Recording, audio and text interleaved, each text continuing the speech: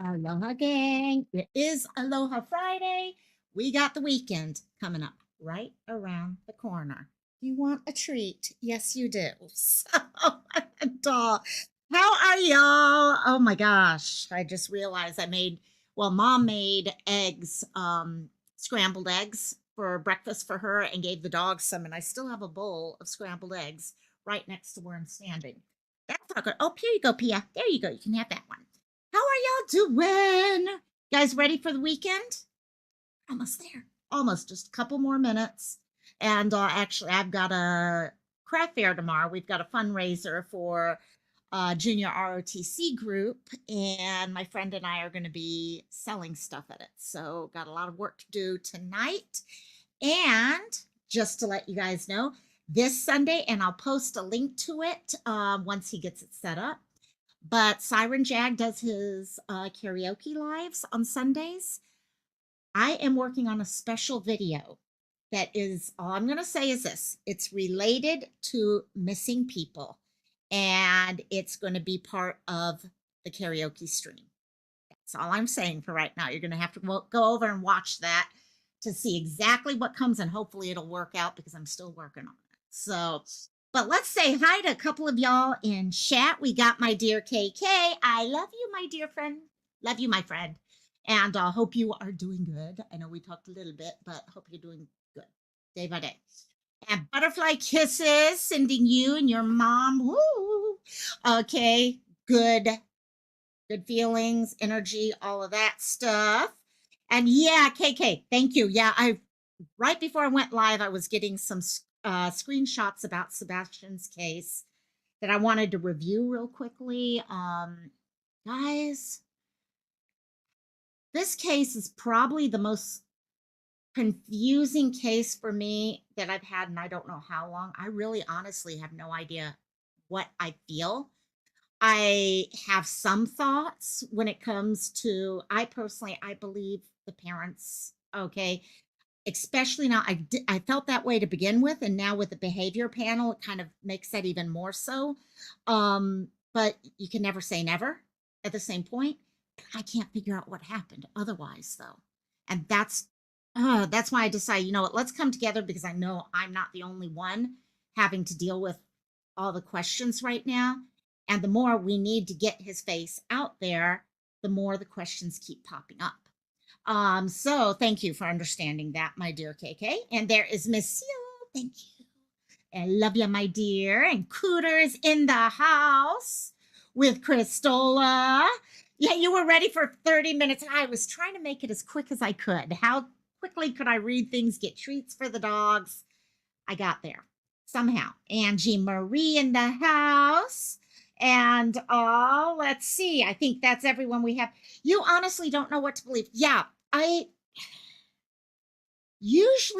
have, yes.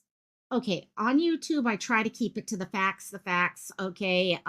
You can develop your own opinion based on facts, but you need to recognize when it's opinion.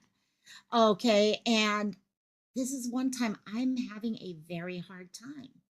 I'm lost. I'm lost at it. Let's see where oh my gosh, yeah. Where are we with the poll? I asked in the poll, actually, can I? Okay, there you go. Do you have an assumption on what happened to Sebastian, which you believe strongly in? Okay, and this shows you just how confusing this is for people. 12% of people said he ran away. 25% he was lured away by a stranger. 12% are saying, I think family are involved. And 50% are like, I truly have no idea. And I'm not going to close this yet because I think still people may be coming in and all that. And I want to kind of get a better idea as they come in.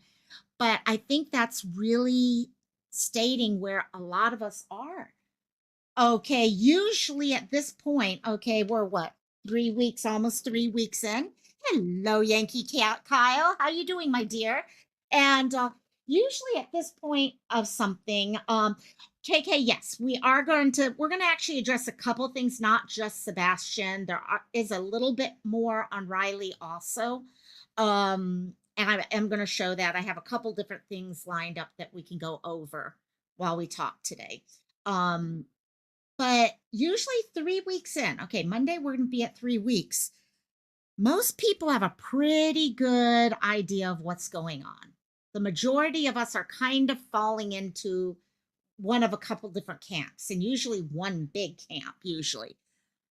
We're nowhere near camps at this point. Certain areas, yes, you are getting camps, but not nearly. Angie, exactly. And that's what I wanted to talk about today. The bar is now saying, oh, we only gave him one drink, which is going to make it even more so in my mind that was he drugged? Something is wrong in this. If they only gave him one drink, and first of all, we've said, okay, and again, sorry, this is Riley. Um, that early in the night for someone to be that quote unquote wasted, something else is going on. And I'm really, if they're now saying only one drink at the bar, something is wrong here. Okay, plain and simple. Hello, Angela. You got it. And okay. She disagrees. And see, that's it. So many people do disagree. Okay, with this, and that's the thing. I think for me, they kind of fell a little closer to where I was, which was mom just seems so real when she's coming across. Um, a stepdad, something off with, but is being off necessarily guilt and all? So I need to go back and try check. Okay. Oh wait, I did check pets before. Yes, I did. And yeah, and that's the thing. In fact, I had checked that one first, I think. And what do we have? You just sent a screenshot of a post from the bar. Okay, perfect. I'll take a look at that one. And roofied. Yeah, I really think there's something going on with the alcohol that night. Something was spiked somehow with something. Okay, someone dosed him, plain and simple. It does not make sense otherwise. You hardly ever agree with behavior panels simply because we don't know that. And that is a huge thing, understanding. I think one of the reasons why I do look at them is very seldom do they come out right away with an analysis. And I think that gets at Christola, what you're saying right there. The problem comes when you have people who are assessing and analyzing behavior when you have nothing to go on. You have one interview and you're able to go off of that one interview. And they themselves say this, okay? You need to be able to look at multiple different interviews, multiple different, to be honest, if you could look at videos of them in their normal life, things like that, so you can get a better idea what is normal, what is not. Otherwise, you're just basing it off of standards, and no one is just normal. None of us are normal. And you feel that mom is emotional because of what happened and she can't believe it. I think it's starting to get to her. That could be. That could be. And it's really, I don't know. Actually, okay, let's do this. I'm going to start bringing things up since let's just dive into this. Hey, JP. Hello, hello, hello, my dear. No, and that's it. Not everyone agrees. And I think it's because this is it's really honestly there's not that many ideas that make sense as to what happened. The easiest solution for most people would be they have something to do with it. And but sometimes the easiest is the answer. Sometimes it's not. And that's where I think the police have some ideas and they are holding them tightly. They are not being very open with details. They're giving us the overall, but that's it. Michelle, they are actually saying that they feel both mom and stepdad are innocent. One of them kind of was borderline with stepdad. You at one point at the beginning, then realize, oh wait, he was, and this is if this is true, and I know that's another whole question people have, but if he wasn't in town at the time, because I think he felt that same weird thing that a lot of people did, and they were trying to make it all match. But with mom, they're like, this lady is like the Oscar winner of all Oscar winners if she's lying. So it was something I actually watched it, half of it on my own last night, and then I stopped and restarted it, and mom and I watched it together actually. So it's been really, I'm hoping I'm wrong. Actually, though, on the other hand, what someone said yesterday, the idea that what if one of them took him and put him in a safe place or something, that would probably be the best end result of anything, because that means he's safe. And they just got to find him and get him home, because all the other ideas, really honestly, I when I tried to do that poll, I tried to come up with, what are the options, gang? Give me what the options are right now. Let's see if you guys can come up with any options that I'm not thinking of. But he ran away as number one. Okay, he was groomed and lured away by a stranger or someone he knew. Okay, it doesn't necessarily have to be a stranger. Grooming, lured away. That's an option. That's the option that scares the hell out of me, to be honest, too. Um, Family involvement on either side, in all honest. If you're going to be open and honest about everything, if you're just looking at all of the options, throwing everything out on the table, okay, not whether it's likely or not, but just throwing all the options out there. Yeah. Um, so many things, okay, and I don't know. Thank you for that. Mom really comes off so sincere. And that's the thing, she does come off sincere. I'm in theater. Okay. In fact, I'm getting ready. Warning, warning, guys. I'm going to be assistant directing a new show coming up. We have auditions in a week. So I'm going to be back to rehearsal schedule for me. So, but looking at her, feeling that gut feeling that all of us had when we first saw it, it's hard to fake that. It's really hard to fake that. Or that, yep, exactly. 4 minutes right away from him. Offender right there. So there's so many possibilities. And right now, none of us have really, honestly, I think all of us are trying kind of, okay, put a one in chat if you feel like you're grasping at at the solution. Okay. The solving of the case. You're just grasping for something right now. Put a two in chat if you're like, I feel very strong. My thought is what actually happened. Okay. This is the first time I can honestly say I'm a one. I'm totally a one. I am grasping. I don't know. And I think that for us as just human beings, that's hard to deal with. Okay. When you get into that and you're trying to figure and make things make sense and all that, it really gets rough. Let me real quickly pull up my stuff so I can show you guys what's going on. I got a couple while you guys are giving me your ones, twos, fours. There you go. There you go, Seal. Get that four up there. And let me real quickly. Okay. Hi, here we go. So let me first put this video. Okay, I just need to remember what it was called so I could share it out. And hopefully Crisp is doing its job and you guys cannot hear my dog making tons of noise. And so okay, so we're getting okay, one KK, four from Seal, one from Michelle, zero, don't judge books. Yeah. And Cassie, would you please stop it?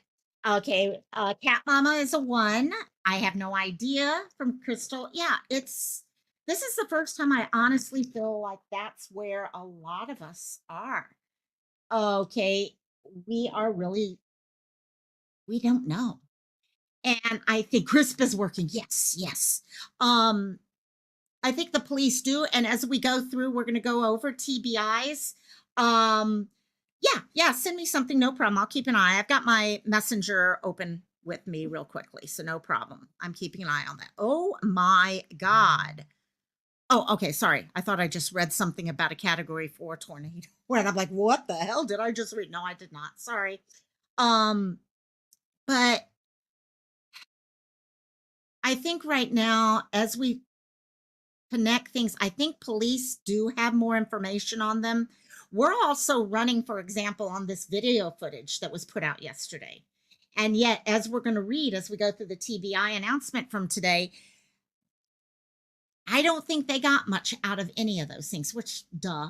Okay. Even us, when we were looking through it, we're like, whoa, whoa, what am I looking at here? And um, and that's what's JP. I think the problem is we want to find this little boy, 15-year-old safe. And right now, the hope against all hope maybe is that he ran and he's safe, okay, somewhere, and people don't recognize him. Maybe that's what I'm thinking he's getting at. Let's see what he says here. But yeah, no, the wording of this article was like, what? When I saw it, I was like, okay, but that's kind of where they're going. They're like, the only one of the best hopes that we have is that he was ahead of us. So we really never had the chance of finding him in the search radius because he had walked too far. And the people where he is right now don't even recognize. We all know his name. We recognize him, but most people who don't follow the news may not at all. So yeah, that's what he was. It's the wording of it is definitely weird. So let's go ahead. I'm going to show this, and then we're going to go into the TBI announcement from today.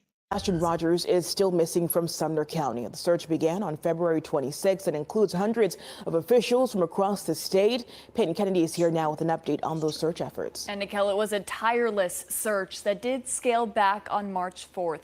I spoke with the Sumner County EMA director this morning. He says now their hope is that Sebastian simply outwalked the search radius, and that is why they haven't been able to track him down yet. So when the search officially began on February 26th, it was about 11 a.m. That's 11 hours since Sebastian was reportedly last seen by his mother. So the EMA director says it's possible he had enough time to get out in front of officials. So while I'm going to stop that there. That is because initially at first I was thinking, wait, no. No, it was quite a while before that phone call did come in because of that overnight bit.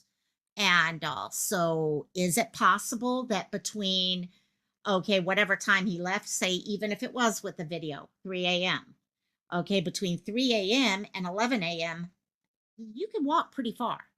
And so while a physical search is not active in Sumner County, they still have a small command post running in Hendersonville with canines, drones, and other resources on standby if any leads come forward. He says the biggest thing right now is to continue spreading the word about Sebastian. And many community members have taken it upon themselves to hang and distribute flyers near and far in hopes that someone recognizes Sebastian. One woman tells me she's even sponsored posts on social media to help it reach audiences in the places Sebastian has lived previously. Missing person billboards are still up in Middle Tennessee for Sebastian. If you know anything, call 1-800-TBI-FIND. okay, sorry about that. And yes, yeah, Christola, definitely. Thank you actually for the reminder there. Okay, let me get rid of that because it's in my ear now, which drives me crazy.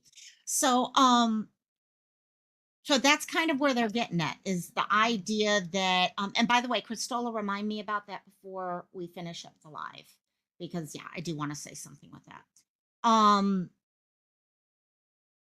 The hope here being that he just got ahead of everyone and got to an area where people aren't recognizing him, maybe, or whatever, who knows. And like you said, Seal, okay, he liked to play hide and seek, things like that. And Christola brought up something here that has really been an issue for a lot of people. And I've been trying to play it because it can be read one way very, very easily, very easily. And that is during the interviews, you see mom and stepdad regularly reminding him, you're not in trouble. Okay, you're okay. You're not in trouble, things like that. And that can be a big red flag. Yes, it definitely can be. It can also be just the fact, I'll be honest with you guys, my personal feeling here, and I don't know where you guys stand on this. I think that house was a little stricter than we are being led to believe. Okay. Now I don't mean strict as in corporal punishment and stuff like that. I just mean strict. They had rules in place. Okay. For example, okay, you're not listening to hip hop music, things like that. So there were definitely a lot of lines and boundaries for behavior. And part of that could be tied to him being on the spectrum, having actual outlined rules for him to follow to make it easier for him to know what is okay and what is not. There could be many reasons for it. So, as such, and I'll be honest, gang, okay, runaways. A lot of time when a child runs away, even if they have the most loving parents in the world, they think they're going to be in trouble. Okay, not just in trouble with mom and dad if they come back home, but in trouble with the police. I've actually heard cases of this. I've heard from the teenagers themselves saying that they wanted to come back home, but they were so worried that the police officers who were now involved in the case would get them in trouble and they would actually have charges and stuff like that. So, could there be other reasons why they're saying that? Yeah, there could be. Could go either way. And that's the thing with so many of these things, we don't know the thought process in the day to day life.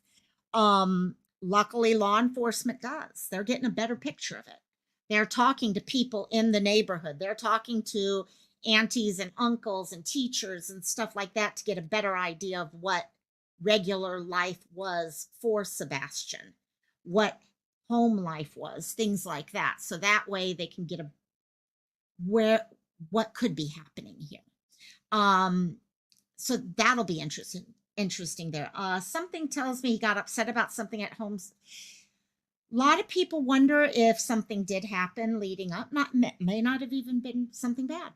Okay, we know he wanted to go live with his biological dad. That could have. He's a teenager. Teenage life. None of us guys. I would pretty much put money on the fact that not a single one of us in this room right now, chat room, okay, on this live or watches this live later would want to go back to their teenage years. Okay, if you really thought, yeah, at first we'd be like, oh, yeah, I'd love to be young again and all that. But when you remember the specifics, no, I don't think any of us would want to go back to those days. And so it's very possible.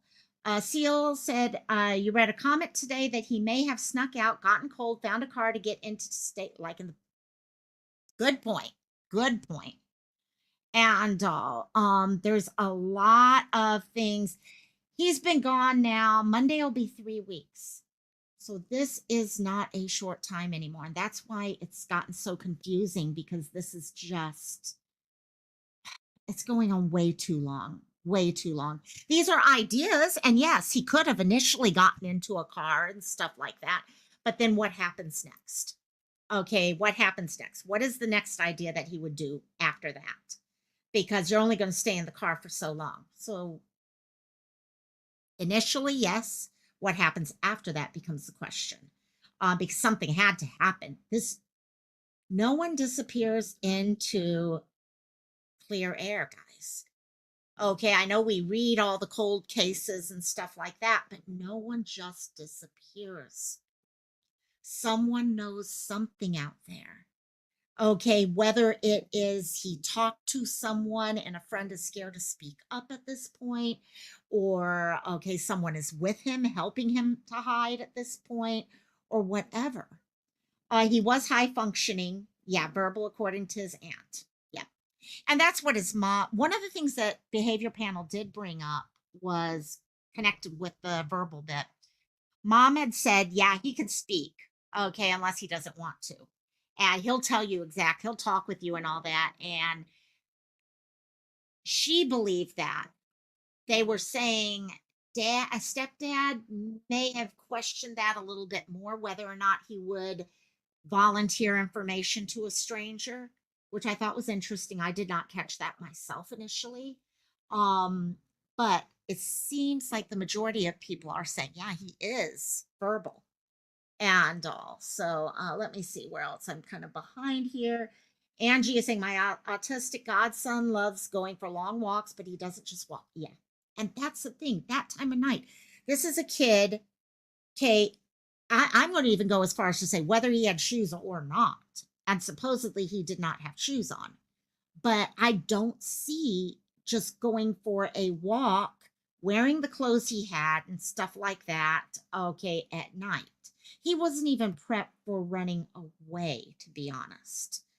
Okay, usually when you have a runaway, now could that be due to autism? Possibly.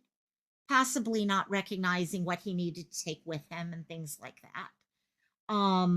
But yeah, it's really questions. A lot of times they want you to think the kid ran away. Yeah, and that is. I think if it wasn't just that interview, and it's not just one, it's staying pretty steady in that. But what is also happening now, and this is the problem, the longer time goes on, the more when you have a loved one who goes missing, you blame yourself, okay, and you start to blame each other. And so that's something that, one second, sorry, my mom just came in. One second.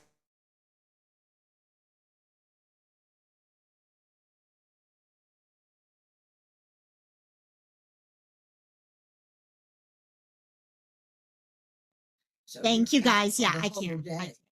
Yeah. And okie doke. Sorry. Okay. Yeah. Sorry, guys. Sorry.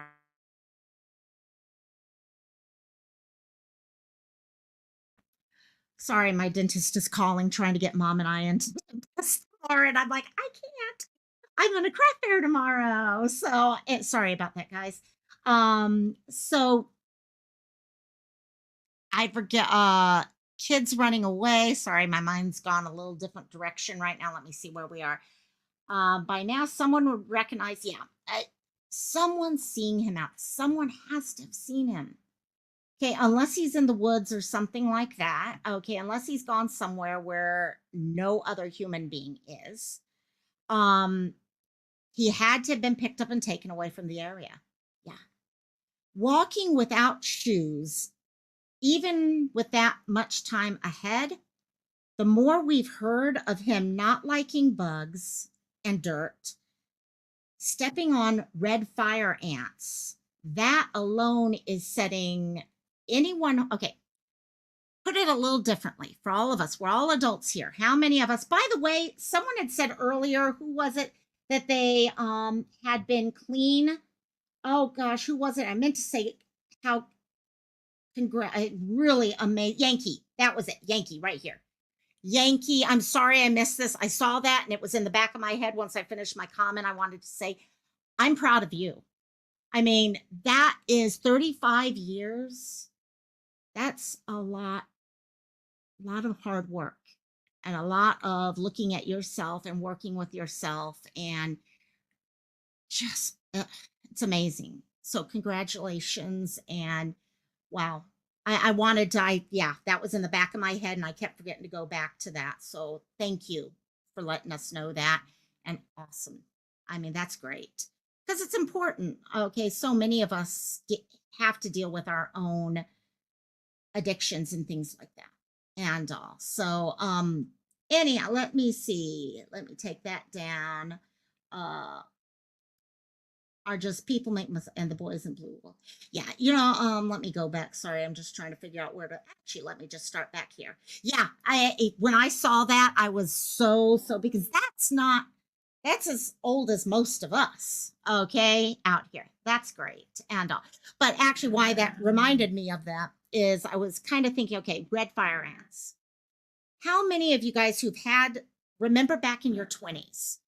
Okay, that you kind of went way overboard with a certain drink. Okay, for me, it was Long Island iced teas. I went way overboard one night. I was sick as a freaking dog. I was so sick. I won't touch a Long Island iced tea. To save you couldn't pay me to drink a Long Island iced tea now. Okay. Now, each of you probably have your own drink that's kind of on that thing. Okay. Or something in you that you know if you partake in something or touch something, maybe it is an allergy that you have. And you know, if you touch it, yeah, you may love shellfish, but if you eat shellfish, you're going to have problems or something like that. Well, that's kind of what happened, okay, to some degree with Sebastian. You step on those red fire ants and you get stung. You're going to remember that. Okay? It's so much more than just, oh yeah, they sting. I'll just be careful and walk around them or anything like that. It's different than that. It's this thing that the moment you even think about it, you're like, oh God, no, no, no, no, no. And that's why I'm saying, no, I don't see him going barefoot, okay, for definitely long walks. Okay, I don't even know if I could see him doing a barefoot from the front door to the car, to be honest. Okay, yep, there we go. I was wondering when the list would see. I know it takes a while. Cough. Oh, I love Bailey's. And but yeah, Long Island. Oh my gosh, it was the day I met my current sister-in-law, and oh my God, it was horrible. So I have a hard time believing the foot business, the no shoes. And yeah, there are the questions. How did he figure it out? Okay, they figure out that he didn't have shoes on and he was wearing a certain outfit and stuff like that. And that's a fair question. A lot of different things on both those levels. And so I'm going to go ahead and switch us over to the TBI update. I'm not sure how many of you guys have seen this. It was put out today by TBI in their newsroom and gives us an update and answers a lot of questions, which I thought was very helpful because some of the questions answered are things I'd been wondering about. Okay. Yeah, Christola. People with autism, the sensory problems aren't just sounds. We hear about, okay, you see a lot of people now, they actually have earphones over their head and all. It's because of the sensory overload. Well, it's also touch, environment, things like that. And also, oh, Angie, fruity drink sounds. Exactly. There was one, I will not say what it stands for, but an AMF is one of the ones we do out here that really gets you pretty bad. So let's go through this. So this was put out today, and let me give Cassie, you want some of this? You can have some of this. How's that? Instead of growling at your brother and mom. You haven't seen much of it. Okie dokies, JP. So this came out this morning, and basically as a way to say, okay, we need some updates for people so that everyone knows what's going on. So I'm keeping also copies of everything people are sending me at the same time. So on February 26th, as we know, Sebastian, 15 years old, disappeared from his Sumner County home, leading to a large-scale ground search that resulted in first responders covering over 2,000 total miles in the effort to find him. Guys, 2,000 total miles? Gang, that shows you just how far they are getting word out. It's pretty much the whole mainland. Okay, pretty much you're talking about a large portion of the mainland and where they're getting the word out to as many people as possible. We continue to work with Sumner County Sheriff's Office and the FBI to both proactively pursue information that may be relevant to the search and to pursue any tips or information that comes in. They have not forgotten about Sebastian. Much of the work currently being done to bring him home may not necessarily be visible to us. That's the hard part for us because we want to know all of this so that we can get rid of all the questions in our head. But they're going to ruin the case if they do that. And we all know that. Agents, detectives, and intelligence analysts continue to work around the clock to review every bit of information available. Sebastian's family has remained cooperative since the search began and have done whatever law enforcement has asked them. Now, that is one big statement there. People have been saying, from the beginning, we've been hearing from family that, oh, no, we've been cooperative with everything and all that. And yet people have been trying to verify, well, has law enforcement ever said that? They have said that. And they've said it at the FBI level, is where they're saying that. So that now, does that mean guilt, innocence, or anything like? No, that doesn't do that. It just tells us that they are being cooperative. Exactly, JP. Exactly. Exactly. You were thinking exactly what I was thinking. So, it's an evil. And also, okay. At this stage in the investigation, there are a few clues to indicate what happened to Sebastian or where he may be. Or there are few, not a few, there are few. There is not proof at this time that there is any criminal element involved in the disappearance, but also there is not any proof that there is not a criminal element either. So, agents and investigators are reviewing any possibility at all that may indicate where he is. In order to preserve the integrity of the investigation, we cannot discuss many of the specifics around the case, but we know how many people care about Sebastian and what has been done and is still being done to bring him home. Also, we want to caution the public about putting too much stock into information being presented in various media forms that is inaccurate or incomplete and could be damaging to the investigation. Guys, be careful. Every one of us go into that. I honestly, yeah, fighting with people in Facebook. Yeah, yeah, I agree. I think he probably needs to pull out of the Facebook groups. A lot of family members get into this thing. Well, I got to prove. I got to prove. No, you don't have to prove anything. You don't have to prove anything. Okay, the only people that you need to prove anything to is the police, law enforcement. Facebook is going to believe whatever it wants to believe. YouTube is going to believe whatever YouTube is going to believe. Okay, you just focus on what is important, which is finding Sebastian. Okay, exactly. Okay, getting out there like his dad is doing. His dad's out there looking all over the place, trying to keep, okay, keep doing the interviews, things like that, because the interviews are also keeping, okay, Sebastian in the public's eye. Okay, go out there, meet the people who are searching, take food to them. Okay, let them know that you are thankful for that. Don't worry about, yes, the public wants answers, but we do not, you don't owe us the answers. Okay, that's the difference. Yes, he is, Mama. He is right now. Yeah, find him. That's all that matters. And I've got some of the actual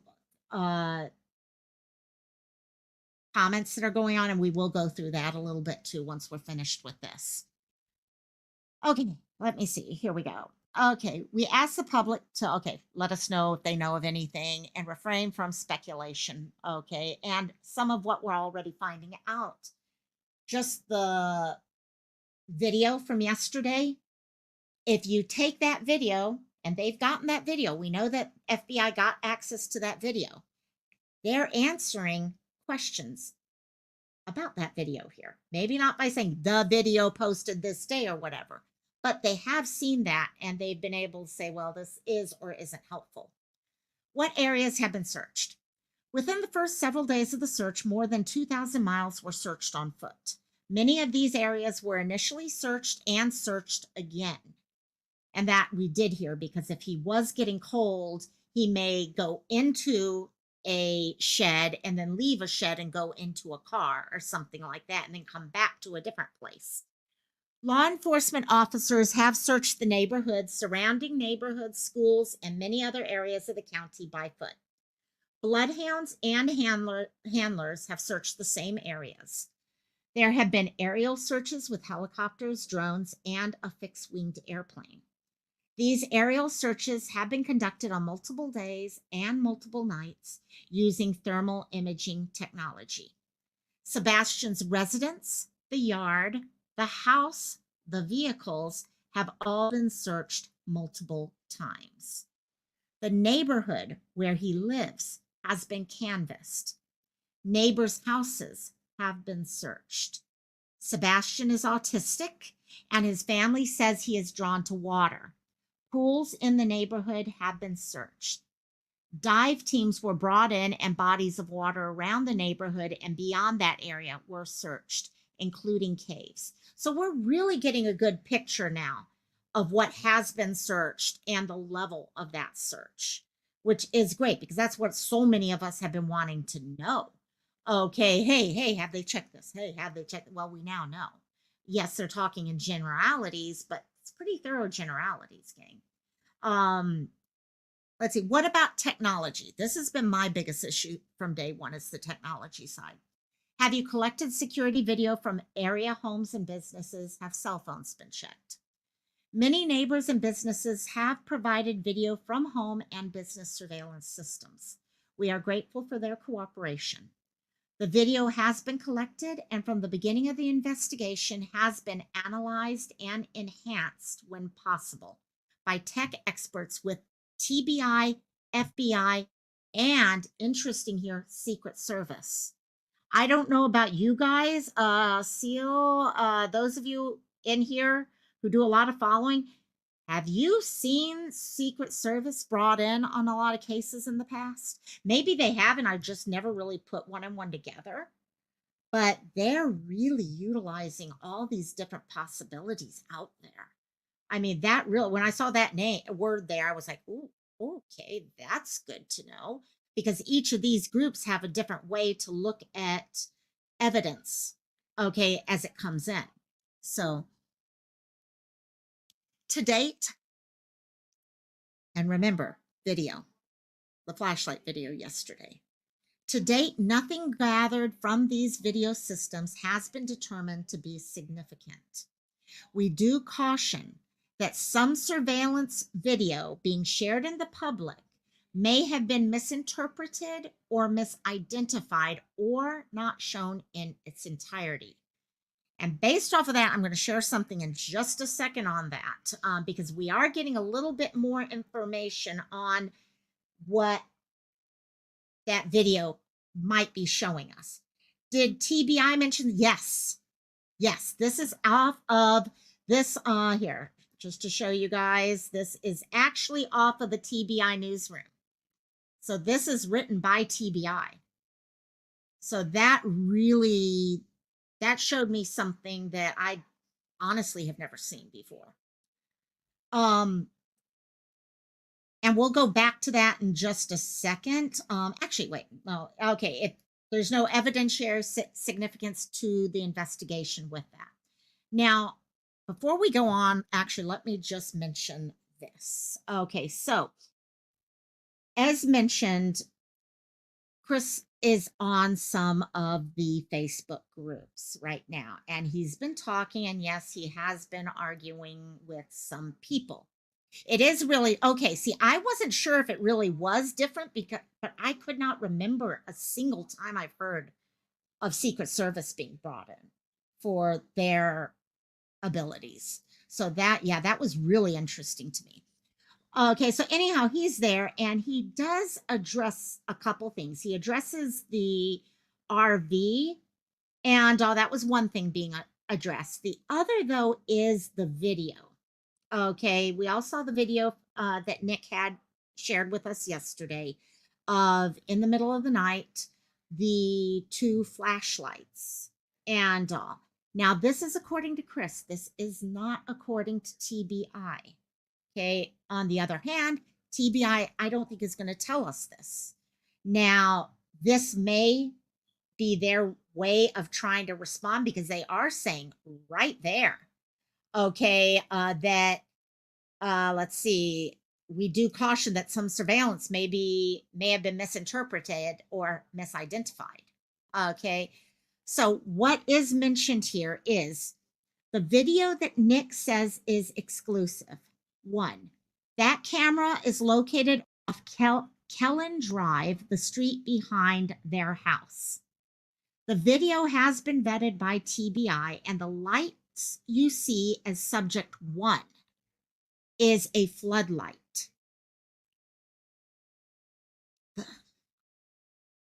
moves, so that doesn't see, even here, it's not all completely connecting here, But they do say the subject to one, the one that kind of stays still in the bottom corner there, is a motion light. That's why it keeps going on and off.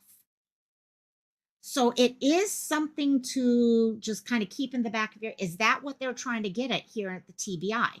That some of the surveillance video that we're seeing now, we're misinterpreting now. And they can't come straight out and tell us we're doing it.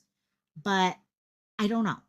What's your guys' thoughts? Do you think they're trying to give us a heads up on us possibly misinterpreting it? But again, according to Christopher, okay, stepdad, the video, okay, the camera is located off of Kellen Drive, the street behind the house. The video was vetted by TBI, which we knew. And the lights you see as subject 1 is a floodlight, and the subject 2 light is a motion light. That's okay, why it keeps going on and off. I can see the subject 2. The subject 1, I don't know. Floodlights, subject 1 moves. That one moves. I'm pretty sure of that. I mean, we could go back later. Remember those, okay, in the back of your head, and later on we'll go back through that. Actually, wait, let's do that real quick. Since we're here, I'm going to bring that up right now. So we can actually look at the video. Okay, so he is saying, oh, okay, never mind. Never mind. I have my numbers mixed up. He's saying subject 1, this one down here, is actually, let's see. Okay, the video has been vetted. Let's see. The one you see as subject 1 is a floodlight. So this one down here is a floodlight, which makes sense why it does not move. It's a stationary floodlight, okay, that does not move or anything like that. This one that is up in this area here, okay, is a motion light, which first of all tells you there's motion. If it's a motion light, and I'm going to turn it on right now, okay, it should be steady though. Okay, it should not be moving heavily at all, which doesn't quite mash with. Okay, so I'm going to put my finger right here. It started right here. I don't know if you can see my finger here. I just want to check when it turns on again. Now, no, the screen is moving a little bit, so there's definitely movement there. Yeah, could be raccoons, things like that moving. There's definitely movement in the screen, so it's a little hard. I wish it was more stable. The one down at the bottom is stable. That is definitely seems stable to me. At some point here, also, it looks like the person might be zooming in a little bit. Not much, but there's a little here. I'm trying to move it a little bit because, as you can tell, the other one hasn't. Let's see here. Oh, see, subject 2, though. So interesting here. Because I kept my finger here for subject 1. We really need to, sorry, I'm pulling this back. So, okay. So, Loco, what you're saying is regardless, the floodlight stays on, and if it was a person, they'd be lit. True. That is true. If that is a floodlight and it's staying on pretty much all the time, except when you kind of move off to the side, oh, we get to watch something give birth. That's cool, isn't that? And also, that is, okay, so the one thing that is getting me, okay, I think the one at the bottom is a motion light. See, and that's, okay, this is going to bring a whole new thing in because they're saying subject 2, which is the bottom, is the motion light. Yeah.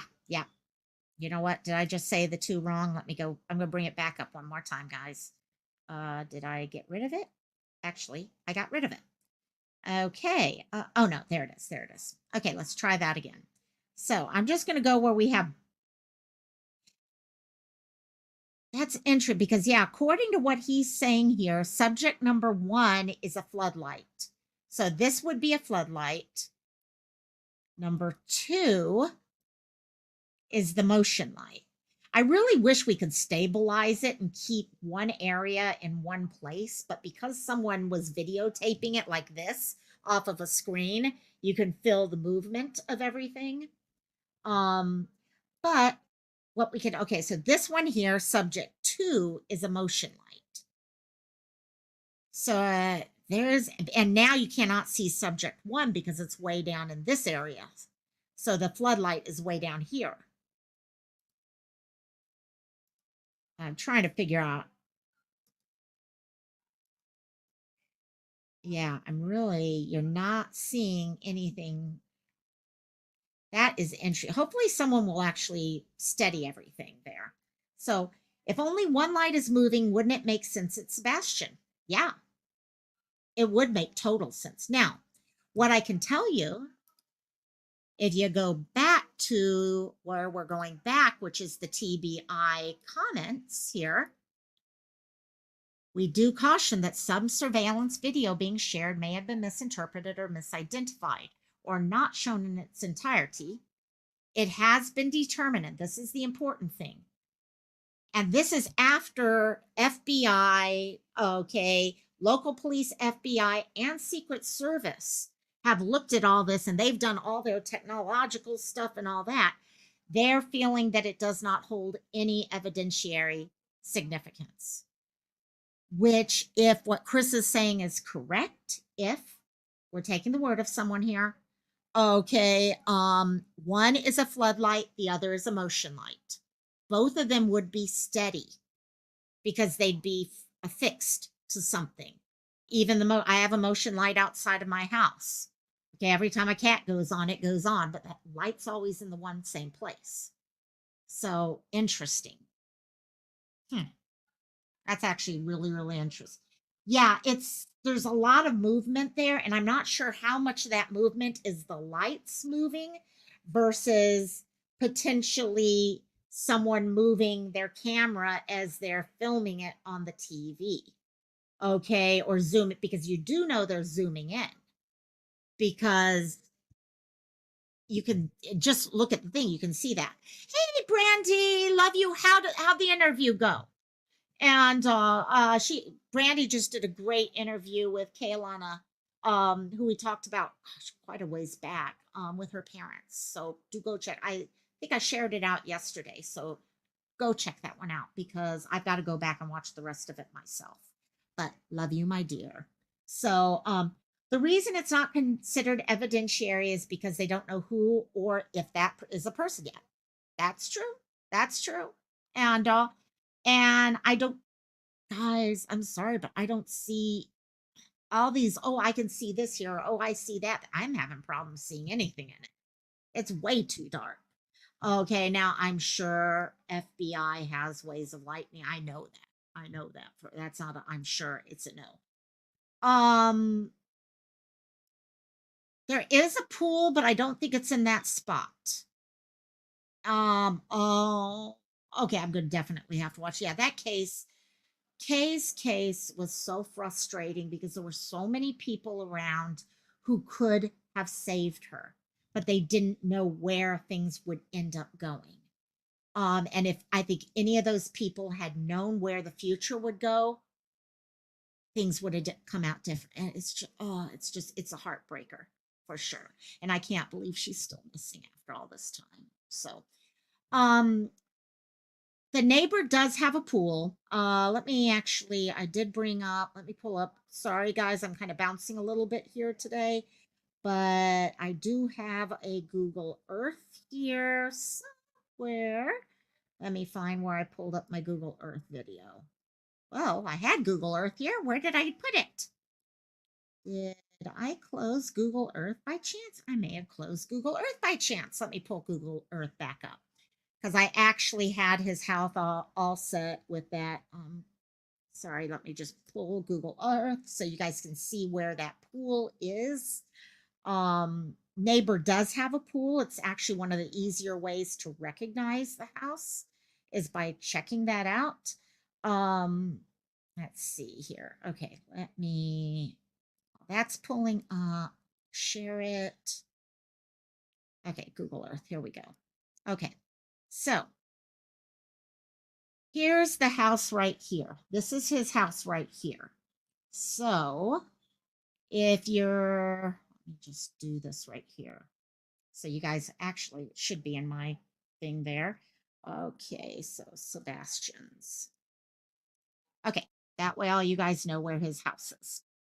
And so the street names, I'm trying to find that Kellen Street name. How do you do this real quickly? You got to change the view. Uh, okay, here we go. Oh, I should have the roads there. Well, we'll just do this. Okay, there we go. So Stafford, okay, from behind the house. So the camera, he's saying, is coming from one of these houses back here.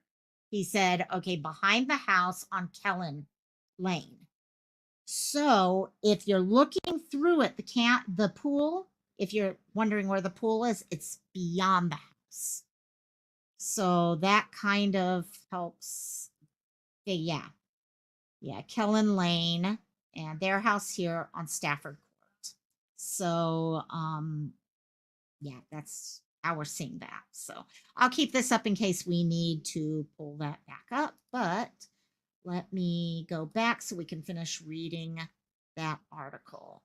Um, is it Kelly or Kellyanne? I thought it was Kellen. It's written as Kellen. And of course, you never know. What you don't know is what you don't know. So, okay. So, numerous search warrants. Okay. And again, for anyone who's come in since I had the screen up, this is off of the TBI's newsroom website today. So, this is from TBI. Numerous search warrants have been executed. Cell phone data has been analyzed, and any other available digital evidence has been collected, searched, and documented. Information was collected from his gaming system, which all of us knew, okay, that's a dangerous spot right there, but I'm sure FBI got into that and they have. With help from the FBI, vehicles that were placed in the area at or around the time of his disappearance have been accounted for. These videos and all the electronic evidence that has already been reviewed is often also being reinvestigated. So the fact that they're having to keep going back over and over to this stuff shows you just how much they're running into problems, trying to figure out, okay, where to dead end? Where do we go now? So what is going on? Okay, so what is going on now in the investigation? What's next? The search for Sebastian has not stopped. Every day, tips and leads are investigated. People are being interviewed and re-interviewed. Evidence that has been reviewed once already is being gone over again. We continue to ask residents in the area of the search to keep an eye on your property to see if anything may have been moved or displaced. So it's not, and that's a good point. It's not just, is someone hiding in your shed? Okay. Is something moved? Maybe you remember putting a certain item over here and now it's way over here. Looking for those types of things also. We continue, okay, to keep an eye on your to see if anything, okay. Is this a place where a child could have hidden?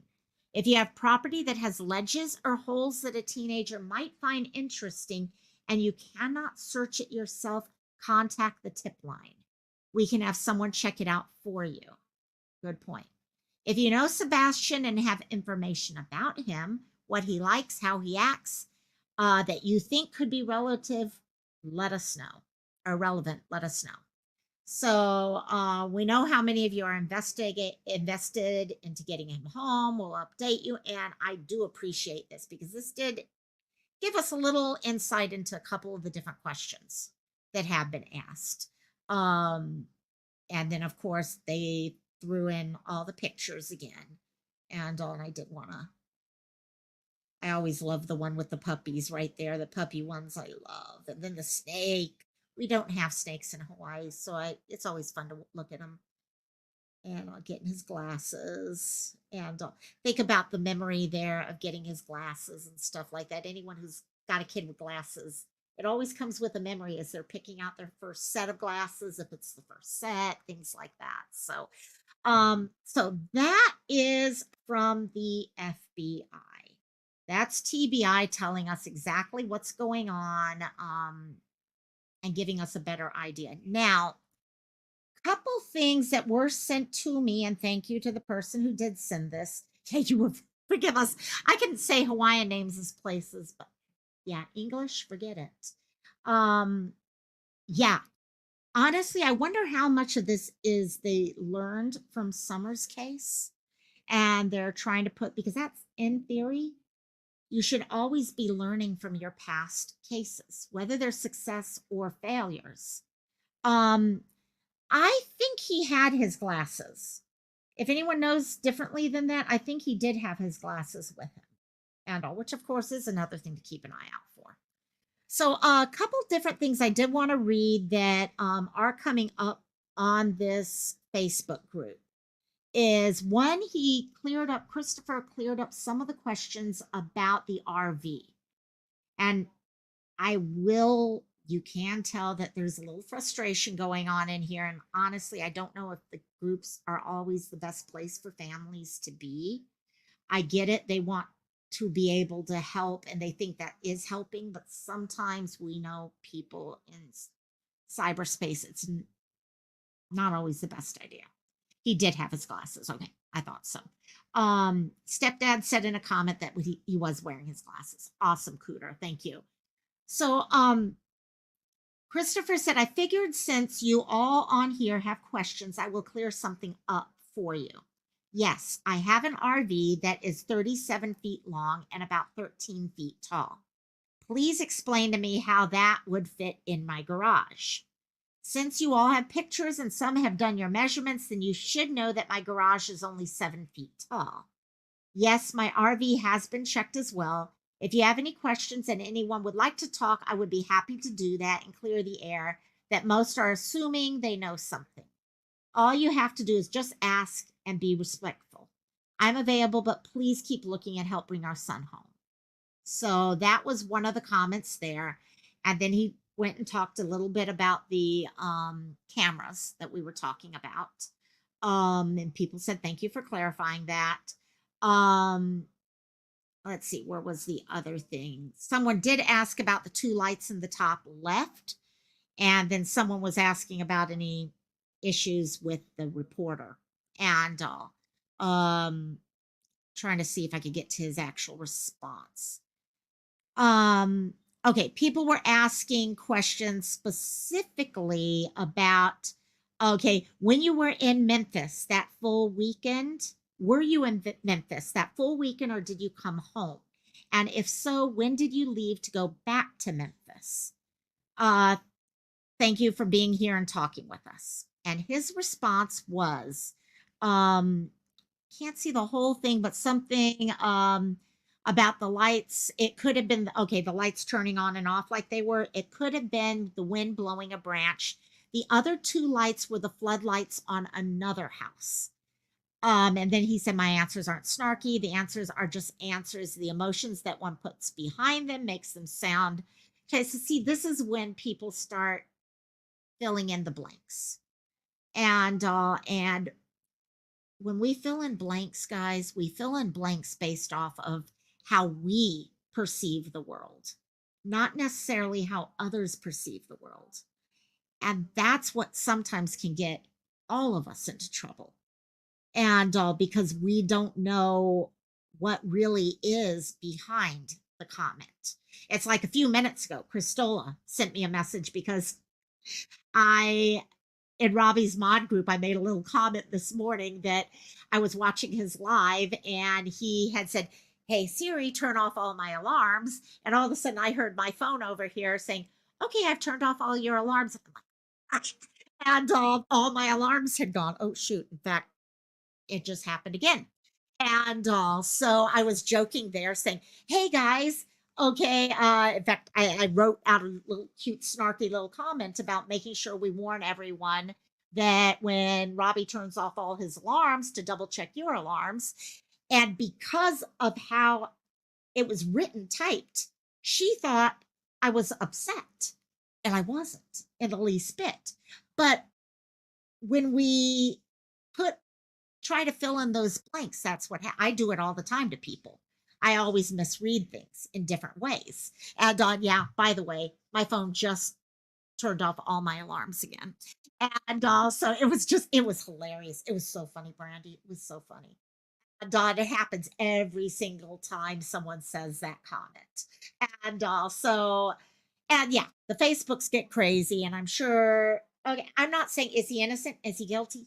I don't know. I really don't know, guys. Okay. I, yeah, that was it. In fact, I tried to do the Ray Jamai at the bottom based off of his news clips things since I've become Ray Jamai during that. And all, but people are so not used to me cussing, put it that way. And also, but he goes on, okay, these are just the answers. Okay. He said, if our paths cross each other in the future, as this world is small, you will get to see me for me and not the stuff being said. And then he came back to answer the question about were you in Atlanta during that whole time, Memphis during that whole time or not. And the answer he gave for that was, I have been told by law enforcement agencies, not in caps, not to reveal timeline things, but I can say that I hadn't been in town for a while. And I came home from work once I was informed about our son missing. I know people want direct answers. Let me see if I, let's see. And then it goes on about, I know people want direct answers and all. It's just, they're limited and they are limited with what they can and can't say. And that is for, yes, I cuss at your doctors all the time. Hey, hey, hey, lioness. I'm sweet when I am. There you go. There you go. And oh my gosh, it's my whole life. It's been that way. People hear me cuss. It's like, what? Did you cuss? I'm trying to see if there's anything else in here that would be important to know. Um, his auntie does state that he is high functioning verbal autistic. Um, Initially, that's what was said. Lot of questions like, can anyone vouch for your being there? And him saying, I was in Memphis working. I cannot give you a timeline due to the fact that law enforcement agencies have asked me not to give that information out. I can say I was there for a while prior to his disappearance. Um, yeah, so there's a lot of ness. Thank you and welcome to the Ohana, my dear. Cassie, say hi to Lioness. Say hi, Lioness. Hi. Oh, my baby girl. So a lot of information in this. We can take it from what it is. Thank you, though, Linus. Thanks for joining the fam. I'm trying to come up with some things that I can do for members of the channel, our true Ohana members, and I got some ideas that I'll be sharing in the near future. And so we'll see what happens. There's also some other thoughts being thrown out in here and stuff like that that we'll have to see what comes out of it. So I think that's where we are with Sebastian. Let me see if I had any other. So Chris hasn't been, according to him, he was not around. According to him, he won't give the exact time frame. And you know what, guys? In reality, the police probably are going to be telling him not to tell people things. As long as he's told them and he's told them the truth. Okay, but it does make sense. And oh, are you guys talking about, wait, sorry, there's two Chris's out here. Which Chris are we talking about? Are we talking about our Ohana Chris or the Chris connected to the case? And also, yeah, you can use all of the nice little fun little emojis. And also, let's see what we got next. Riley. Okay. So let me pull this up and we're going to move on over to Riley because I did promise that I would cover a couple of these other things, okay, real quickly because there have been some updates and I got a puppy playing back there right now. Are you playing back there, Pia? Is Pia playing? She's my lovey. She's such a lovey. She's such a good mom. She's been the mom to all of these, so she's a good girl. So, okay. So this came out, and by the way, KK sent me also the post from Luke's, which we will go through also. I need to pull that up, but let's watch this real quickly while I take a few seconds to do that. Okay, here we go.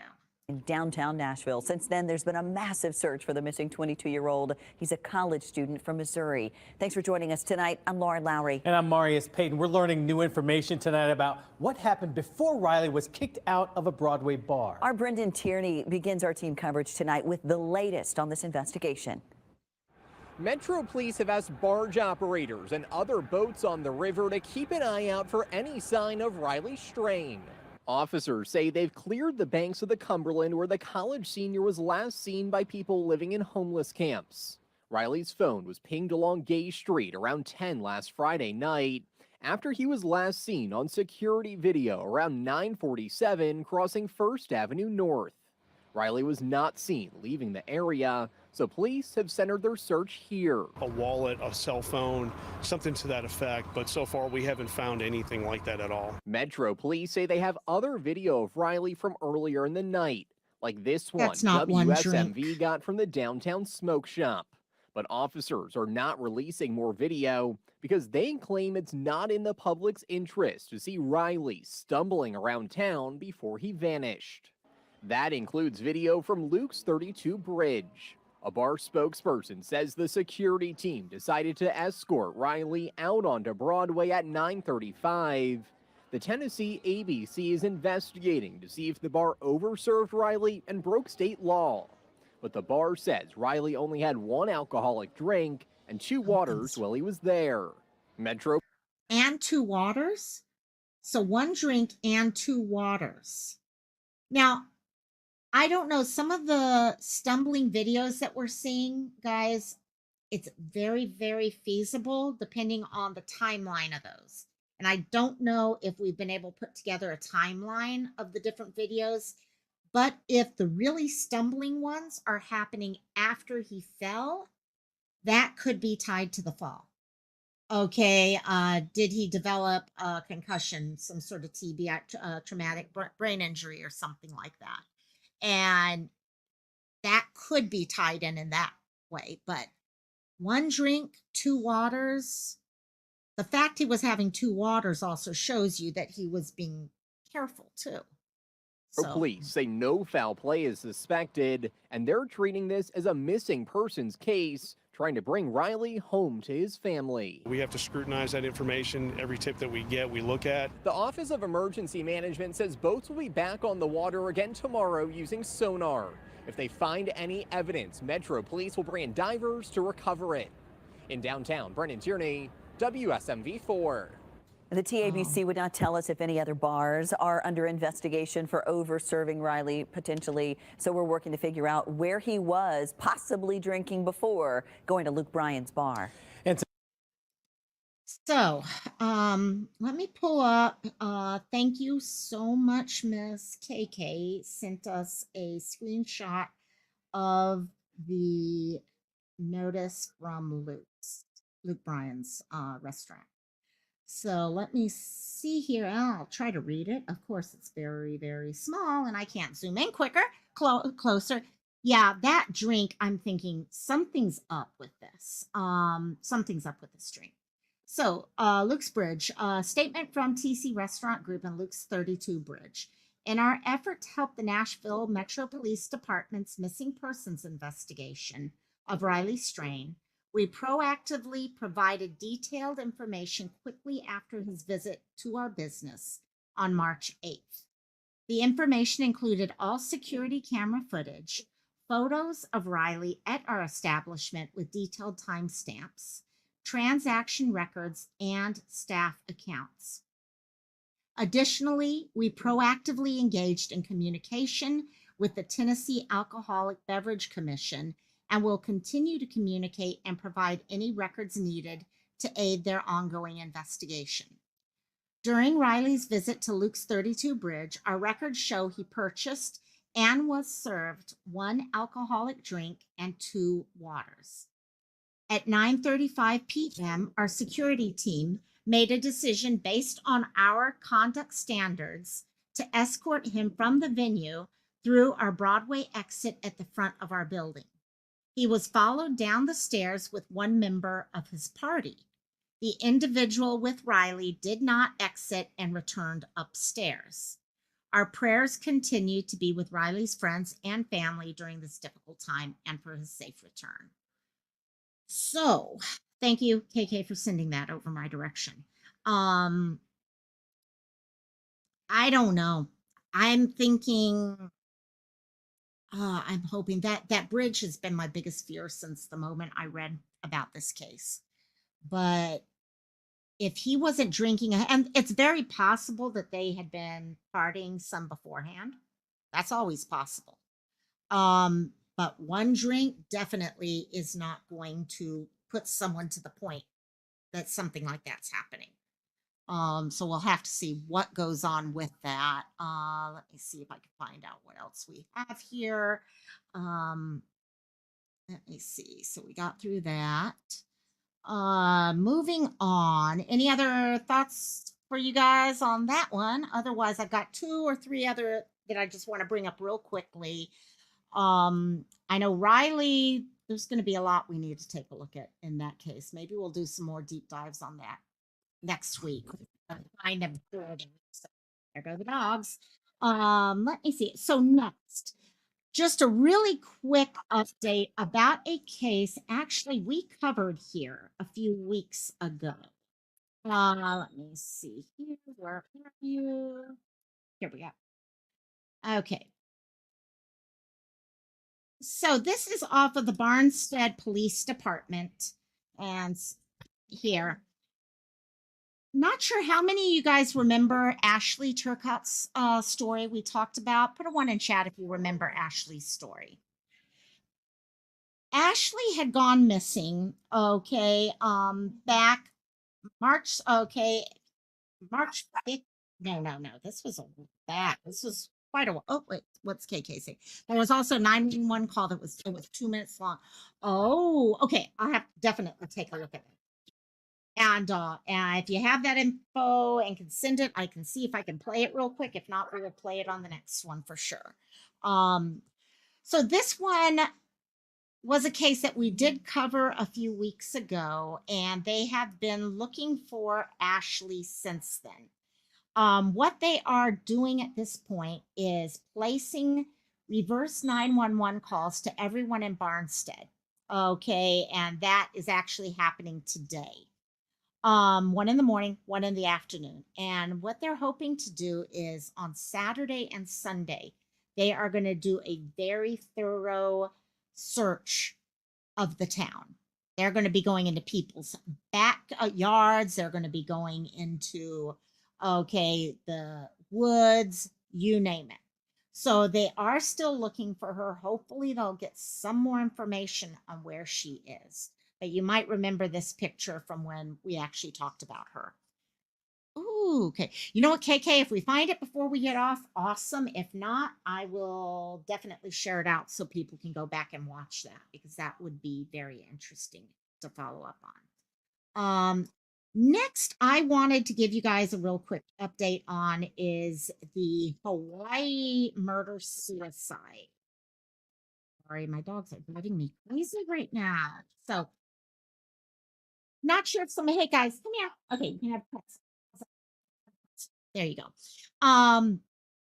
Last weekend, Sunday, I think it was, we had a murder suicide of a family of 5 here in Hawaii. And we've been kind of following it the last couple days. And today the police have actually come out giving us a little better idea of what happened in this case. And guys, this is the perfect example of tell people, hey guys, come here. Sorry, dogs are barking. Come here. And if you hear someone tell you about something, let others know. And for those of you who might remember us talking about it on Monday, come here, Cass. A father who was a chiropractor actually stabbed his wife his 17-year-old daughter, his, I think it was his 12-year-old, 12-year-old son and 10-year-old daughter before he killed himself with the same. Unfortunately, what's coming out of this thing, gang, is they ended up, he's been telling people that he was thinking of doing this. Okay. In a news conference Friday, Lieutenant Dean Toms detailed the latest on the investigation. Okay. Actually, let me take it back to the top here. Okay. He was dealing with financial distress and had tried to get a firearm and had told family members that he had planned to murder his family and burn the house down. Okay. He had not been paying taxes for years. The children were going to private schools. Iolani is where his daughter was going, and it's one of our more expensive private schools here on the island. A lot of people go to private school here, and it's not cheap. So between that, and I think one of the other children also went to a private school. I guess they had a second home, as you can see, they had been looking at doing that. But what really worried me is the fact that he had told relatives that because of the financial troubles that he would rather die than go to jail, and that he told his wife in a text message that they needed to take their own lives and take the children with them. Yeah, Cristola. And sorry, my head's a little all over the place because the dogs are driving me crazy right now. And but this is a family that looked happy to everyone else. Like they said, people were saying that they were always decorated for Christmas and holidays and the kids outside playing and stuff like that. This year, something was different. They did not decorate for Christmas this year. Okay, something seems slightly off. Well, now we're seeing the whole picture. Okay, where he was telling people realized that he had gotten very withdrawn. He was distant. And the reason why I decided to continue sharing this is we never know when we're going to run into someone who's like this, who's going through these types of things. This was a normal family. This guy was a chiropractor. I mean, he could have been there sitting here cracking your neck, okay, or a week earlier or something like that. And he had gone out trying to get a gun. And I guess he was denied that. And now we have a family of 5 who unfortunately lost their life. And also, if you hear things, say things. We say that all the time, okay? Even here on YouTube, people will say, oh, yeah, that person is this or that person is that or whatever. Well, if you think someone is worried about something, if you're worried about someone, call. Okay, call 911, call someone to check on them, because you know what? If one of the people who had actually heard him approach them about, oh, you know what, I think we just need to take ourselves out of the world, or, oh, yeah, no, I'd rather die than deal with having to go to jail or something like that, let someone else make the decision. And you did, KK. Awesome.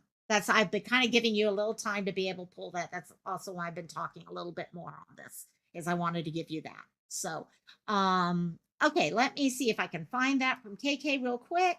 There it is. Here's the 911 call. Let me just pull it up real quick. Okay, perfect.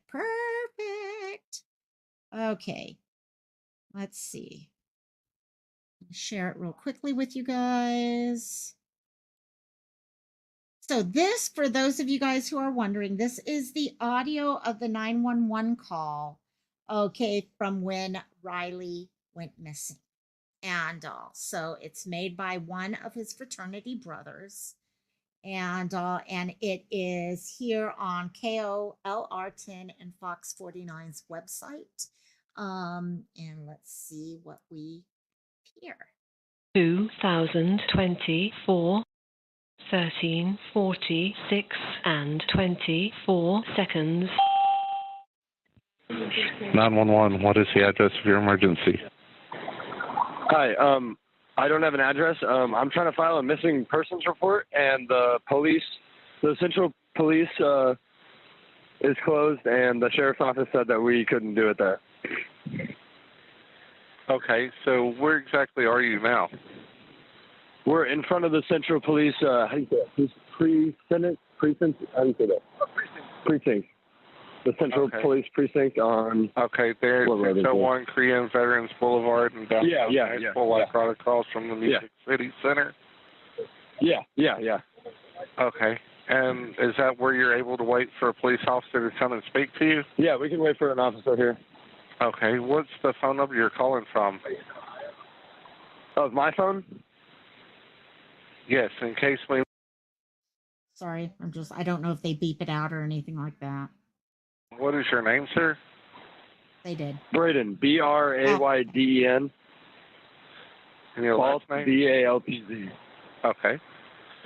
And who is it that you're wanting to report as missing? We're here on a fraternity formal trip. It's one of my good buddies. Okay. What is his name? His name is Riley Strain. Riley, Riley, Strain, Strain.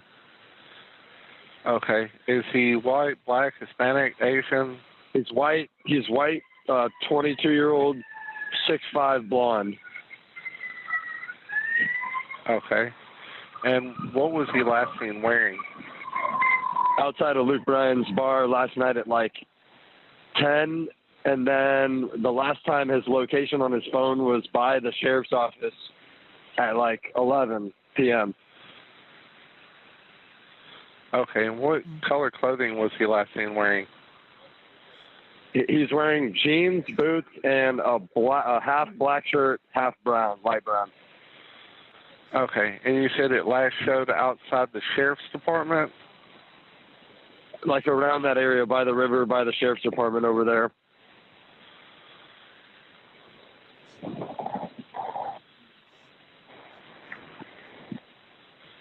Interesting. I'm so happy they had the pictures of the whole outfit. That's always... Okay. Does he have any life-sustaining medications or disabilities? No.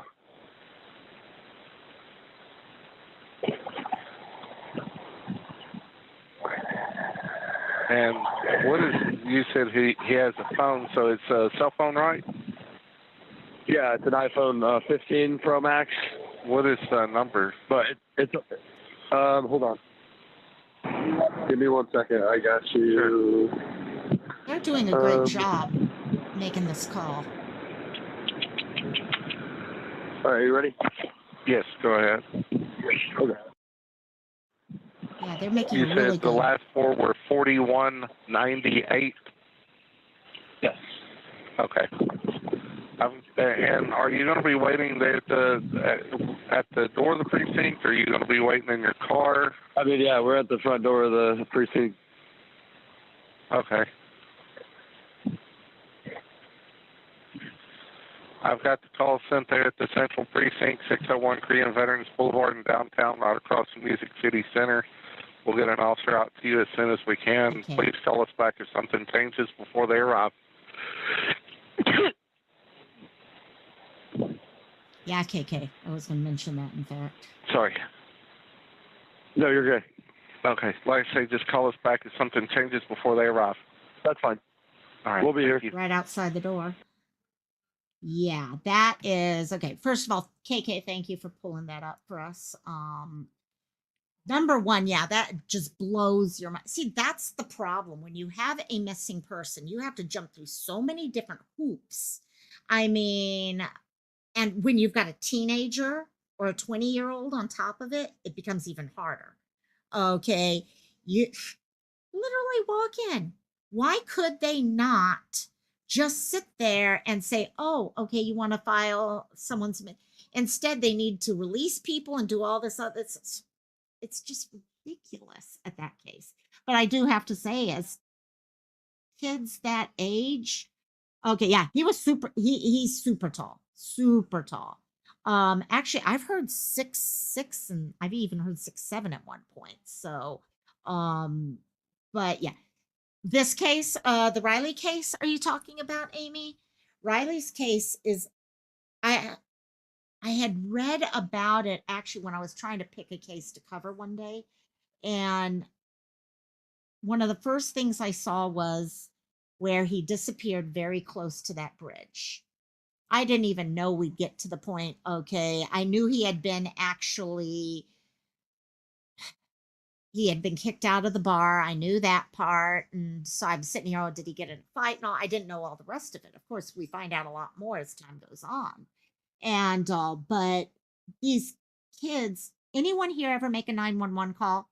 You're a nervous wreck making those calls.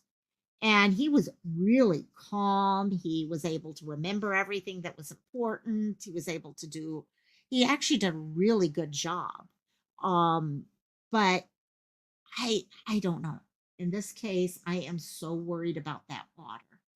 And what's so frustrating, again, it's another case, kind of like every other case we seem to run into lately. If someone had caught something right there. Oh, you're talking Sebastian. His mom made a comment and said he wasn't online, but he played with that Nintendo and you can't get on. Okay, yeah, yeah. No, I'll address that one in a second, actually, because there are some things I think there's some more to the whole internet story. But I think right now with Riley, we're definitely dealing with, I gotta saying, okay, if and when they find him, okay, was he dosed? Because a lot of people are saying that bar has a reputation of dealing with people getting a little bit more than they planned on when they go to drink. And if he only had one drink, now they could have been partying for hours before, and we just don't know all of that. Okay, I think the fall. I really would like to. Has anyone seen actually? Okay, has anyone actually seen a time breakdown of the videos? Like this is the first video, this is the second video, so you can see exactly the time that goes on between them. Because the first couple videos you see, he does not look horribly impaired. The impairment seems to progress, and that's what. Hey, Cupcake, and welcome. Um, it seems to progress. If you look at the first ones, he's kind of walking. Then you got the one that he's walking and he loses his balance, falls. And then you've got the other videos where he literally can barely stand up as he's walking. There's a huge difference in the person that you're seeing. And is that because drugs or something that he might have been dosed with were getting worse in his system and it was building up, getting to that level? Or did he fall, hit his head, and develop some sort of brain injury? Okay, concussion, something like that, that was affecting things. And yeah, no, and Amy, that's the thing. I always feel I get so tired of, I guarantee you, Luke Bryan was not there that night. Okay, things happen. We don't know who's now. Could they have dealt differently with it?